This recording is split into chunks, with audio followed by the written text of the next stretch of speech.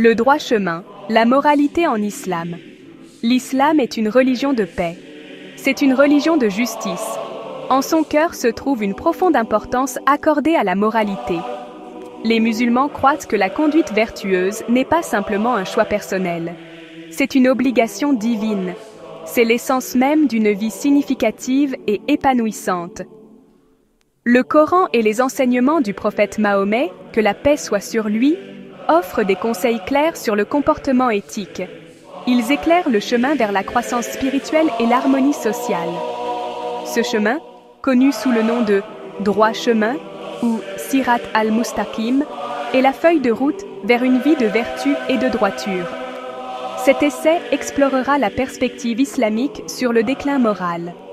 Il se penchera sur les dangers posés par le matérialisme, les médias et la négligence des pratiques religieuses. Il soulignera également l'importance du repentir et de l'adhésion aux principes islamiques pour lutter contre la corruption morale.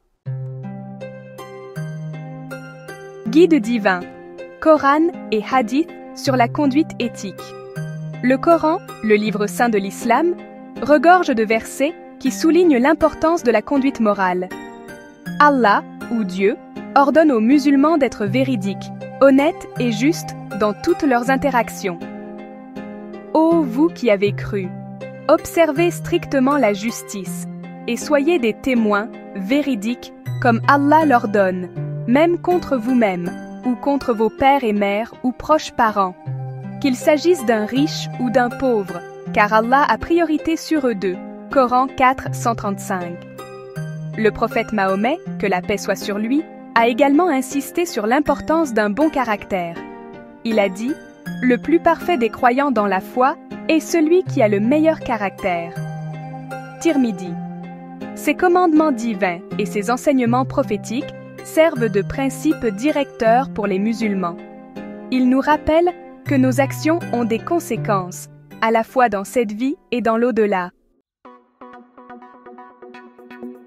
Les séductions de la modernité, défis aux valeurs morales. Le monde moderne présente de nombreux défis pour le maintien de l'intégrité morale. L'attrait de la gratification instantanée, la poursuite incessante des biens matériels et l'influence omniprésente des médias peuvent facilement égarer les individus. Le matérialisme, en particulier, représente une menace importante. Il favorise une culture de cupidité et d'auto-indulgence, souvent aux dépens des autres. Les médias, bien qu'étant un puissant outil de communication, peuvent également être une source de corruption morale. De plus, la négligence des pratiques religieuses affaiblit notre lien avec le divin. Cela peut créer un vide spirituel qui rend les individus vulnérables aux influences négatives. Les médias, une arme à double tranchant. Les médias, sous leurs diverses formes, font désormais partie intégrante de nos vies. Bien qu'ils puissent être une source d'information et de divertissement, ils peuvent également être un vecteur de contenu nuisible. L'exposition à la violence, à la pornographie et à d'autres formes de contenu inappropriés peut désensibiliser les individus à l'immoralité. Cela peut normaliser des comportements contraires aux valeurs islamiques. De plus, le bombardement constant de normes de beauté irréalistes et de messages consuméristes peut créer des sentiments d'insuffisance et d'insatisfaction. Le prix du déclin moral, conséquences sociétales. Le déclin moral a des conséquences désastreuses pour les individus et la société dans son ensemble. Lorsque les valeurs éthiques s'érodent, la confiance est brisée, les relations souffrent et les communautés se désintègrent. Les taux de criminalité augmentent, les injustices sociales prolifèrent et un sentiment général de peur et d'insécurité prévaut. Le Coran souligne les conséquences d'une immoralité généralisée. La corruption est apparue sur la terre et dans la mer, à cause de ce que les gens ont accompli de leurs propres mains, afin qu'Allah leur fasse goûter une partie de ce qu'ils ont œuvré. Peut-être reviendront-ils vers Allah.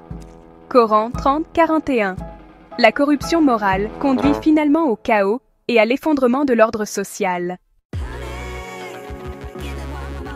Le chemin de la rédemption. Repentir et retour. L'islam enseigne que chaque être humain est capable de commettre des erreurs. Cependant, il souligne également l'importance de demander pardon et de s'efforcer de s'améliorer. Le repentir, ou tauba, est une pierre angulaire de la croyance islamique. Ô vous qui avez cru, revenez à Allah d'un repentir sincère.